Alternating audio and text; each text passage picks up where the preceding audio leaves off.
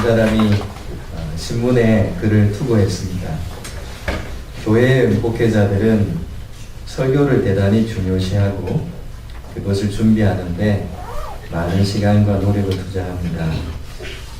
나는 거의 빠짐없이 30년 이상을 교회에 다닌 사람으로 3,000번 이상의 설교를 들었습니다. 그런데 나는 대단히 놀라운 사실 한 가지를 발견했습니다. 그것은 내가 그렇게 많은 설교를 들었음에도 불구하고 그중 단 한 개의 설교도 제대로 기억하지 못한다는 사실입니다. 이것으로 미루어 보아 목회자들이 설교 말고 다른 일에 시간과 힘을 투자하는 것이 더 유용하지 않을까 생각됩니다. 이 글이 이제 신문에 이렇게 투고된 이후에 몇 주간에 걸쳐서 이제 갑론을박이 그 신문에 계속 올려지게 되었습니다. 한동안 계속 그것이 이슈가 되어서 여러 사람들이 그 부분에 대해서 이런 이야기, 저런 이야기 이렇게 올렸는데요. 어떤 한 사람이 보낸 글이 신문에 실리면서 이 모든 이슈가 모두 잠잠하게 정리가 되었습니다. 그 사람이 올린 글은 이런 글입니다. 나는 결혼한 지 30년이 된 사람으로 그동안 32,850번의 식사를 했습니다. 그리고 그 대부분은 아내가 요리해서 차려준 음식입니다. 그런데 갑자기 내 머리에 떠오른 생각은 내가 그 많은 음식을 먹었음에도 불구하고 그동안 먹은 음식의 식단을 단 한 가지도 기억하지 못한다는 사실입니다. 하지만 내가 확실하게 깨달은 것은 나에게 그 음식들이 없었다면 나는 벌써 오래전에 굶어 죽었을 것이라는 사실입니다. 간혹 그럴 때가 있지 않습니까? 말씀을 듣는데 기억이 안 나요. 은혜 받았다, 감동 받았다 싶은데 별로 기억나는 것이 없어요. 그래서 이거 정말 때로는 헛수고하는 거 아닌가 라는 생각을 할 때가 있습니다. 하지만 여러분, 주의 말씀이 없으면 우리는 지금 이렇게 살아갈 수 없었을 것입니다. 하나님 말씀은 어제나 오늘이나 동일하신 말씀이죠. 그 말씀은 오늘도 역사하시며 그 말씀 안에 거하는 모든 사람들은 반드시 승리하게 될 것입니다.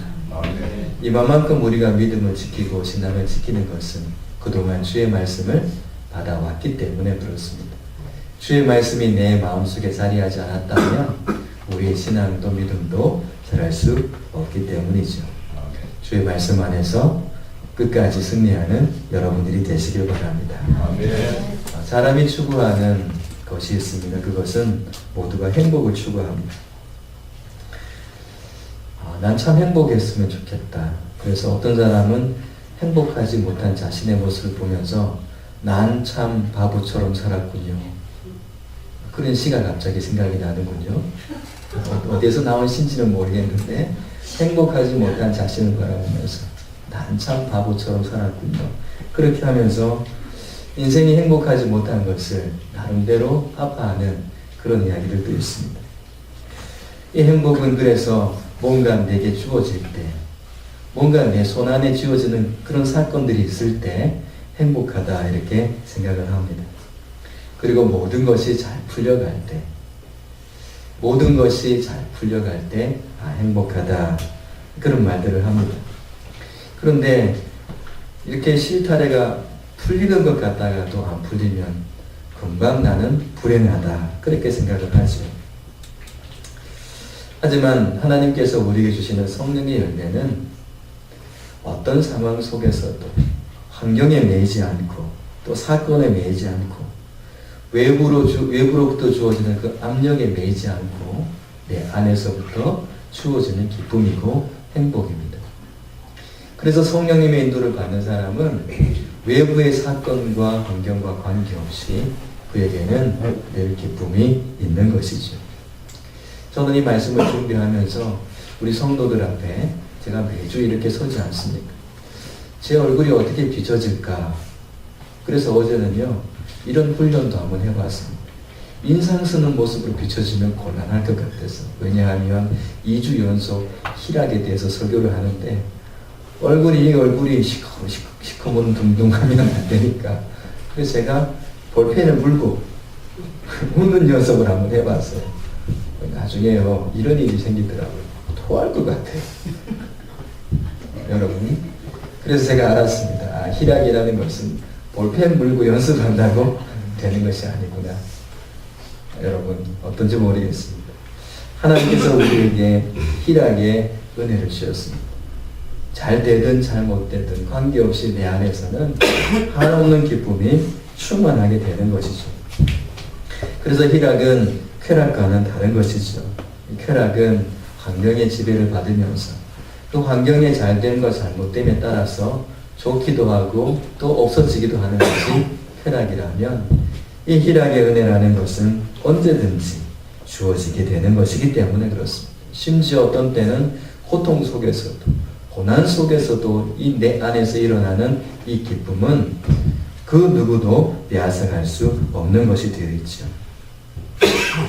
오늘 우리가 살아가는 이 세상은 참 슬픔과 고난과 고통의 연속이라고 합니다. 얼마 전에 이야기를 들어봤더니 지금 우리 보통 사람들이 생활하는 수준이 세종대왕이 생활하던 수준보다 훨씬 업그레이드 됐대요.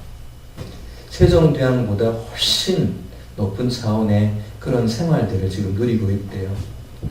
그런데 우리는 그것에 대해서 별로 기쁨이 없어요. 이상하게 모자라고 부족한 것 때문에 너무너무 슬퍼하기도 하고 힘들어합니다.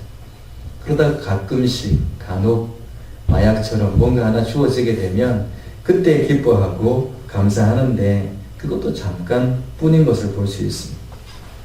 금방 있다가 사라져 버리게 되죠. 그래서 주님께서 우리에게 성령님의 인도를 받으면서 환경에 따라 기뻐했다 슬퍼했다는 환경이 주인된 삶을 살지 말고 하나님께서 내 안에서 역사하시는 인도를 받아서 성령의 열매, 그 가운데 또한 기쁨의 열매를 내주면서 살아가라 라고 말씀하고 있습니다. 근데 어떻게 하면 우리가 기뻐할 수 있을까요? 그 기쁨의 근원은 예수님이십니다. 예수님 안에서 우리는 기뻐할 수 있는 것이지요. 예수님께서 이 땅에 오실 때 천사가 마리아에게 이렇게 소식을 전했습니다. 천사가 이르되 내가 온 백성에게 미칠 큰 기쁨의 좋은 소식을 너희에게 전하노라. 오늘 다윗의 동네에 너희를 위하여 구주가 나셨으니 곧 그리스도 주시니라. 예수님이 오셨습니다. 이것이 기쁜 소식이었습니다. 예수님께서 오셨습니다. 예수님께서 인류의 메시아로 여러분들의 그 모든 죄악에서 건져내시고 지옥에서 천국으로 이끌어 주시려고 예수님께서 오셨습니다. 이것이 큰 기쁨의 좋은 소식이었습니다. 여러분에게도 지금 이 소식이 좋은 소식이십니까? 예수님께서 지금 나와 함께 하시고 임마누엘로 나의 주가 되셔서 내가 내 마음대로 살아가는 그것을 살지 못하게 하시고 오직 영원한 하나님 나라에서 기억될 그이들을 위해서 이끌어 가시는 그 인도하심을 경험하고 있는 그 주체가 되시는 예수님이 내 안에 계시다는 그것이 내겐 기쁨인가요? 만약 그렇다면 우리의 신앙생활은 날마다 행복일 것입니다. 예수님께서는 인류의 모든 죄를 짊어지시려고 이 땅에 오셨습니다. 죄로 인해서 천국으로 가는 방향을 상실해 버렸던 우리 인생 가운데 예수님께서는 오셨죠. 그리고 내가 곧 길이다 라고 말씀하시면서 잘못된 지옥으로 향한 방향을 바꾸어서 천국 가는 길도 예수님께서 인도해 주셨어요. 정말 사망의 그늘 아래 앉아가지고 사망의 왕노로 닫은 우리 인생 가운데 예수님께서 오셔서 그 길이 아니다, 그건 죽음의 길이다 라고 말씀하시면서 그분의 생명을 우리에게 주시면서 우리를 그 지옥의 생명에서 건져내어서 사망의 몸에서 생명의 몸으로 우리를 옮겨주셨습니다. 사망의 길에서 영생의 길로 인도해 주시려고 예수님께서 이 땅에 오셨습니다. 몇 가지 삶의 문제 그거 풀어주는 것, 그것은 아주 초보적인 것입니다. 그래서 예수님께서 이 땅에 사실 때에 많은 병자들도 있었고 많은 문제를 가진 사람들도 있었습니다. 소경이 한두 명이었겠습니까? 안전병이가 한두 명이었겠습니까? 배고픈 사람들이 베세다 들적에 5천 명뿐이었겠습니까? 죽은 자들이 한두 명이었습니까? 근데 주님은 이 땅에 오셔서 어떻게 보면 내가 정말 필요로 하는 그 삶의 문제들은 별로 터치를 안 하셨습니다. 부분적으로는 하셨습니다. 하나님 계심을 드러내기 위해서. 근데 예수님께서는 궁극적인 일들을 감당하셨는데 그것이 십자가에서 죽으시는 것입니다. 십자가에서 죽임당하시는 그 사건이 우리를 억만세의 죄에서 구원하시고 그 지옥의 불구덩이로 가는 우리의 삶을 천국으로 인도하시는 그 구속사, 구원의 역사를 이루어 주신 것이죠. 큰 걸 볼 줄 알아야 됩니다. 우리는 너무 지역적인 것에 매여서 내게 주신 큰 기쁨을 상실해버리고 살아가는 것입니다. 가끔씩 한강로 바깥에 나가서 살을 타다 보면 그냥 해서 막 그냥 마치 뭐 경기하듯이 이렇게 살을 달리는 분들이 계십니다. 여러분들은 아니시죠? 따뜻합니다 이제. 그분들을 보면 얼마나 왜 그런가 그랬더니 그분들은 하는 이야기 스피드를 내면 너무 시원하네요. 여러분 오늘 한번 스피드 내보시겠습니까? 큰일 납니까? 근데 우리는 엄청난 스피드 속에 지금 우리는 살아가고 있어요. 어느 정도 속도냐 하면 지구가 공존하는 속도를 혹시 아십니까? 지금 우리는 지구라는 공간 안에 최대한 최고의 스피드를 지금 즐기고 있는데 너무 빨라서 감각이 없어요. 어떻게 보면 우리는 너무 큰 것을 받아가지고 그것이 큰 줄 몰라요. 성도 여러분, 우리는 하나님의 큰 은혜를 받은 사람들인 줄 믿으시기 바랍니다. 그게 기쁨의 좋은 소식입니다.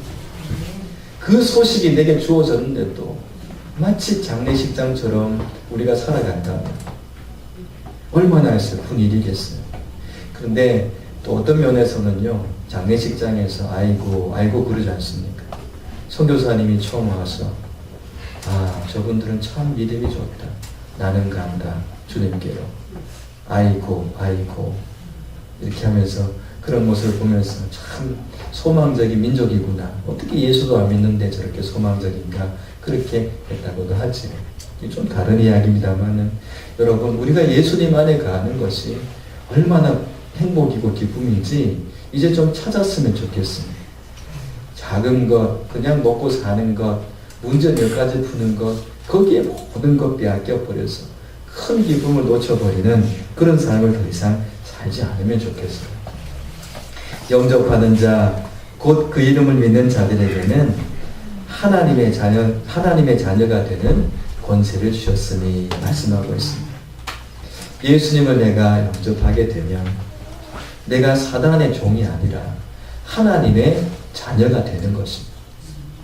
여러분, 하나님의 자녀가 되는 그 권세, 이미 내가 예수님을 믿는 순간에 그 영적 권세, 천사들도 수종드는 그 권세, 영원한 하나님 나라를 상속하는 그 권세, 어둠의 권세가 절대 하나님의 허락 없이는 내 몸의 털끝 하나도 손댈 수 없는 그 하나님의 자녀된 권세, 그것이 우리에게 주어졌다는 것입니다.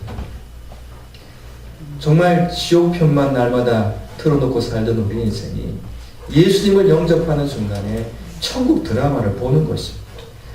내 삶의 목적이 뭔지도 모르고 살았던 내 인생이 정말 진짜 목적과 인생의 의미를 알고 살아가게 된 것입니다. 지옥 아름목 생활을 날마다 하던 사람들이 천국 안방의 주인이 된 것 아니겠습니까? 이게 얼마나 감사한 일입니까? 그 수많은 남 모르게 지은 죄들, 그것 드러내면 정말 창피해서 못 살 우리 인생들, 주님은 다 가리워주시고 용서해주시고 동이 서에서 먼 것처럼 그 죄가를 멀리하겠다. 어떤 분이 잠수함을 타고 바다를 내려가는데 끝없이 내려가는 거예요. 아직도 바다 끝에 도착하지 못한 과학이지 않습니까? 그걸 그 순간 내려가면서 그 사람이 느꼈던 신앙 고백이 뭐냐면, 아, 하나님께서 내 죄를 바다 깊은 곳에 던지셨다는 말이 이 말입니다. 바다 속에 던져버리니까 그 죄가 들어가서 내려가는데 끝이 안 보이게끔. 그래서 내 모든 죄가를 도말해 주시는 그 은혜. 그 은혜 생각하면 우리에겐 기쁨이 있는 것이죠. 이 세상이 고통스럽고 때로는 힘들 때가 있습니다. 그렇지만 조금 지나면 우리는 영원한 천국으로 가게 되는 것입니다. 그때 주어지는 것이 바로 희락의 은혜라는 것입니다. 이게 바로 희락. 하나님께서 내게 베푸신 그 은혜를 생각하니까 내게 기쁨이 있는 것이죠. 그 은혜를 생각하는 사람들은 늘 감사하게 됩니다. 그래서 성도는 예수님 안에서 그 기쁨을 누리게 되는 것이죠.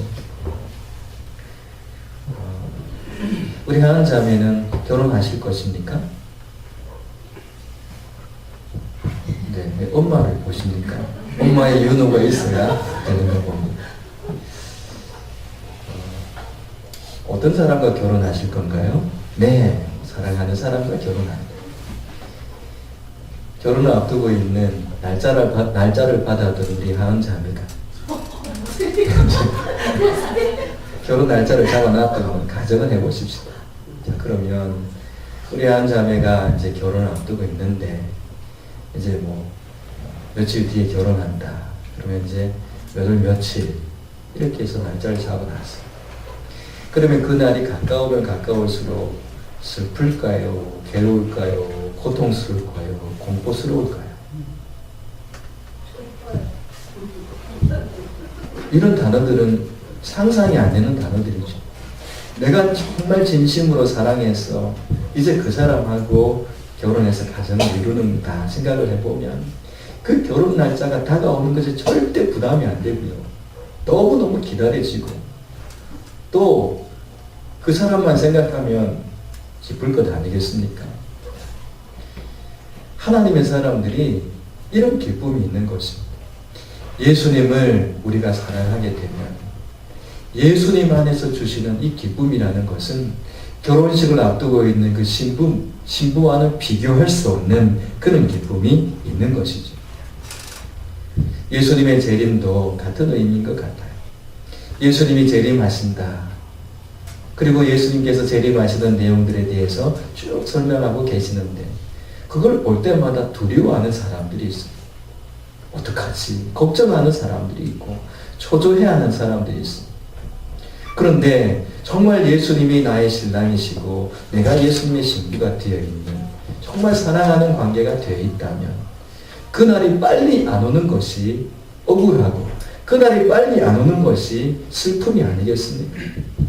점점 가까워오고 있다는 것, 시대적인 종말적인 현상들이 나타나는 것에 대한 두려움보다는 그 신랑을 맞이할 준비를 하면서 그날이 오히려 고대되고 가까워지는 것을 기뻐하는 것이 바로 성도들의 기쁨의 모습이 아닌가라는 것입니다. 그날을 생각만 해도 온 우주적인 혼인잔치에 내가 들러리가 아니고 신부로 서게 된다는 그날을 생각하면서 수준 안 되고 조건 안 되는 나를 그런 신부의 자리에 불러주시는 그 우주의 왕 통치자이신 하나님, 그분의 신부로 서게 된다는 것이 얼마나 감사하고 감격스럽겠습니까? 그래서 성도는 주님을 사랑하면 사랑할수록 그 속에 기쁨이 넘쳐나게 되는 것입니다. 쾌락이라는 것이 세상에 있는 것을 얻는 데서 비롯되는 것이라면 이 희락이라는 것은 예수님을 얻는 자가 누리는 기쁨인 것이죠. 쾌락이라는 것이 세상을 사랑하는 자가 얻는 것이라면 이 희락은 예수님을 사랑하는 사람들이 누리는 은혜라는 것입니다. 성도 여러분, 우리 안에 주님을 더욱 사랑함으로 이 기쁨, 이 희락의 은혜가 넘쳐나기를 축복합니다. 그래서 성령의 사람들은 주님을 더욱 사랑하기를 원하고 내가 주님을 더 알기를 원합니다. 주님을 더 깊이 사랑하길 원합니다. 이렇게 하면서 주님께로 더욱 가까이 나아가는 것이죠. 그래서 이 얼굴을 주님께로 늘 두고 주님을 바라보면서 그렇게 살아가는 것이죠. 예수님께서도 우리가 기쁘게 살아가길 원하고 계세요. 요한복음 15장에는 이렇게 말씀하셨습니다. 내가 이것을 너희에게 이름은 내 기쁨이 너희 안에 있어 너희 기쁨을 충만하게 하려 함이라. 예수님께서 우리가 기뻐하기를 원하고 계세요. 그럼 기쁨을 이렇게 가지고 옛다 이게 기쁨이다 이렇게 주시는 그런 의미가 아니라 기쁨을 주신다는 것은 기쁨이신 예수님께서 내 안에 계시기 때문에 절로 기뻐하게 된다는 그런 말씀이기도 합니다. 예수님으로 충만한 사람은 그의 삶에 기쁨이 충만한 것이죠. 요한복음 17장 13절에는 이렇게 말씀하셨습니다. 지금 내가 아버지께로 가오니 내가 세상에서 이 말을 하옵는 것은 그들도 내 기쁨을 그들 안에 충만히 가지게 하려 함이니이다. 예수님께서 그 기쁨이 나의 기쁨이 그들 안에 충만하길 원합니다 라고 말씀하고 있습니다. 성도 여러분, 여러분들이 주님 안에 기뻐하는 것, 기뻐하는 그 삶을 보면서 누가 기뻐하실까요? 주님께서 기뻐하시는 것입니다. 여러분들이 예수님 안에서 기뻐하지 않고 예수님 바깥에서 슬퍼하고 괴로워한다면 그것은 주님의 아픔이 될 수도 있습니다. 여러분 오늘 주님 안에서 기뻐하시는 날이 되시기를 주님의 이름으로 축복합니다. 사랑은 속일 수 있을까요? 없을까요? 내 안에 기쁨이 있으면요 뭐의 표시가 날까요? 얼굴의 표시가 납니다. 지금 옆에 계신 분 한번 쳐다보실까요? 성도님의 얼굴을 보니 주님이 성도님 안에 계신 것 같습니다. 이렇게 한번 해볼까요? 시작. 성도님의 얼굴을 보니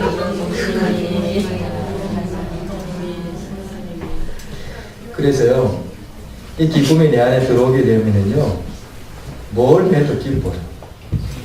자 한번 생각해봐요. 아까처럼 이제 신부가 신랑을 위해서 뭐 준비해요. 신랑이 신을 양말을 준비해요. 양말 준비하면서 에이 이렇게 할까요? 에이 이렇게 하면 준비할까요? 그 기뻐요. 좋아요. 그 신랑 될 사람 넥타이를 준비해요. 그러면 그냥 대충 골라 하는 데 가서 고를까요? 생각하면서 이게 좋을까 저게 좋을까 그러면서 기쁜 거예요. 우리가 주님을 사랑하게 되면 뭘 해도 기쁘게 돼 있습니다. 예배 드릴 때도 기쁘고 찬양할 때도 기쁘고 기도할 때도 기쁘고 나가서 전도할 때도 기쁘고 그래서 신앙생활 자체가 다 기쁜 것이 되는 것입니다. 근데 우리는 이런 기쁨을 언제부턴가 놓쳐버리고 사는 것 같아요. 성도 여러분, 주님께서는 우리에게 기쁨을 주셨는데요. 이 기쁨의 수준이 환난 속에서도 기뻐하는 것입니다. 우리가 환난 중에도 즐거워하나니, 환난 중에도 즐거워하나니 이는 환난은 인내를, 인내는 연단은 소망을 이루려 함이라. 환난 중에도 기쁜 거예요. 여러분 아픕니까? 환경이 막 힘들게 해서 아픕니까? 육신이 막 아픕니까? 근데 이 희락이라는 것은 육신의 아픔, 환경의 그 아픔 속에서도 환난 중에도 즐거워하는 것입니다. 하나님께서 주시는 기쁨이라는 것은 환경적인 고통이 없는 상태가 아닙니다. 그런 것들이 있을 수 있습니다. 그런데 예수님께서 함께 하시면 그 환경의 상태를 뛰어넘어 내 안에 희락이 온다라는 것입니다. 성도들은 압니다. 이 모든 환경들을 주관하시는 분이 하나님이심을 압니다. 이 아픔도 하나님의 주권 속에, 슬픔도 하나님의 주권 속에 있음을 알기 때문입니다. 그래서 고통 속에서 누구를 느끼느냐 하면 하나님의 손길을 느끼는 것입니다. 하나님의 사랑을 느끼는 것입니다. 그런데 대부분의 사람들은 환난만 보고 그 모든 것들을 주관하시는 하나님의 사랑을 느끼지 못합니다. 그래서 아파하게 되는 것이죠. 환난만 보게 되면 원망하고 분노하고 초조해집니다. 하지만 그 모든 것들을 섭리하시는 하나님을 바라보는 순간 우리는 소망 가운데 기뻐할 수 있게 되는 것이죠. 말씀을 오늘 이렇게 마무리하도록 하겠습니다. 주님은 약속하신 말씀이 있습니다. 너는 두려워하지 말라. 내가 너를 구속하였고 내가 너를 지명하여 불렀나니 너는 내 것이다. 내가 물 가운데로 지날 때에 내가 너와 함께 할 것이다. 강을 건널 때에 물이 너를 침몰하지 못할 것이며 내가 불 가운데로 지날 때에 타지도 아니할 것이며 불꽃이 너를 사르지도 못하리니. 주님께서는 우리의 삶을 방치하시는 분이 아니십니다. 여러분 혹시 창수 같은 큰 물결을 경험하신 분이 계십니까? 주님이 그 물결 속에 나와 함께 하시는 줄 믿으시기 바랍니다. 모든 걸 다 불살라가는 그런 큰 화영 가운데 우리의 삶이 또한 놓여진 적이 있습니다. 그 가운데 주님께서 함께 하십니다. 그 가운데 함께 하심으로 나를 지켜주신다 말씀하고 있습니다. 왜냐하면 내가 너를 지었고 내가 너를 만들었다라고 말씀하시는 것이죠. 환경은 나를 하나님의 사랑에서 절대 끊을 수 없습니다. 그래서 그 환경의 파고가 높을수록 그 높은 파고를 주관하시는 하나님의 손길을 보면서 기뻐하는 것이 희락의 은혜인 것이지요. 지난 주간인가 이번 주간에 이제 개척한 지 얼마 안 되시는 목사님이 목사님 꽃이 많이 들어왔는데 혹시 가져가시겠습니까 하면서 우리 교단 우리 지방에 27개 되는 교회에 같이 있는 그 블로그에 꽃 사진을 올려놨어요. 많은 목사님들이 손을 다 들었어요. 저요. 저도 손을 들었죠. 저도 보내주세요. 배달도 해주신대요. 그래서 역시 우리 민족은 배달의 민족이야. 그러면서 배달해 주신다 그래가지고 그렇게 하세요. 그렇게 해서 이제 꽃을 가져왔어요. 근데 이분이 꽃을 가져오시는데 얼마나 기뻐하는지 몰라요. 왜 그러냐 하면 이제 성도님들이 2분 출석을 하신대요. 근데 2분 출석을 하시는데 계속 이제 다른 분들로부터 계속 공급을 받아야 되잖아요. 그러니까 공급받다가 이 꽃이 생기면서 나눠주게 된 거예요. 그러니까 이게 너무너무 좋은 거예요. 나눠주면서 막 직접 차 타고 배달해주면서 너무너무 좋아하시는 거예요. 그날부터 저 꼭 가져오는데 너무너무 좋았어요. 근데 그 다음에 또 다른 일이 또 하나 생겼습니다. 가져가신 목사님들이 사진을 찍어서 장식을 해놨는데 얼마나 예쁘게 장식을 해놨는지 찍어갖고 다 올려놓는 거예요. 그래서 제가 나도 꽃을 찍어서 올려놔야 되는데 지금 고민입니다. 무슨 말씀을 드리냐 하면 주님께서 내게 주신 은혜, 그 희락의 은혜가 주어지게 되면 나타나는 현상이 있습니다. 그게 뭐냐면 자꾸 나누고 싶어. 그리고 이렇게 공급하는 것에 대해서 기뻐요. 나누는 것도 기뻐요. 그래서 하나님께서 우리에게 신앙생활 속에서 나누면서 때로는 받으면서 또 그걸 다시 사진을 찍어서 올리면서 보내준 사람도 기쁘고 받는 사람도 기쁘고 그걸 보는 사람도 기쁘고 그래서 꽃 한 송이 때문에 우리 지금 지방의 전체 교회가 기뻐하고 성도 여러분, 이게 무슨 이야기입니까? 오늘 우리가 주님 안에서 기뻐하는 이 기쁨을 통해서 나누어지는 것들을 통해 가지고 서로 기쁘고 감격하게 된다는 것입니다. 이것이 희락의 은혜인 것이죠. 성도 여러분, 이번 주간에도 주님께서 주시는 이 희락의 은혜가 가득하기를 주님의 이름으로 축복합니다. 살아계신 하나님